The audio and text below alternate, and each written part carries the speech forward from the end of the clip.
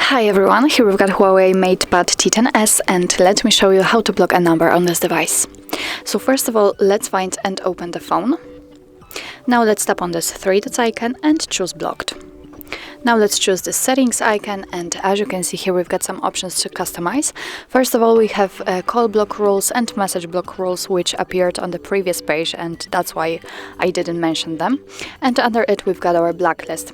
So maybe let's begin with call block rules. Let's tap on it, and as you can see here we've got three options to choose from to customize.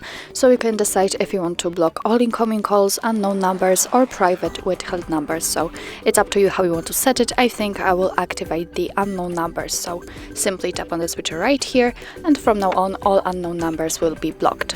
Let's get back. Let's tap on message block rules, and as you can see here we've got only one option, so we can block unknown numbers. Okay, now let me get back and let's enter the blacklist.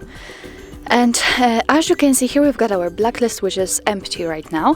If you want to add a number to it, just tap on this plus icon.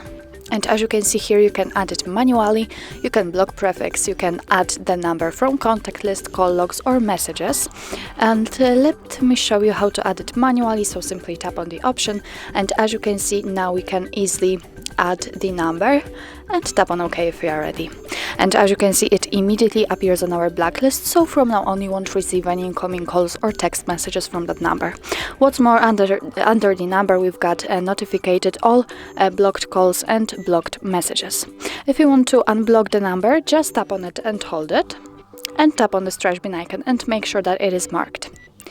As you can see, your device is asking you if you really want to do it, and you can decide if you want to restore blocked messages. If you do not want to restore, just tap here in order to untick this option and tap on remove.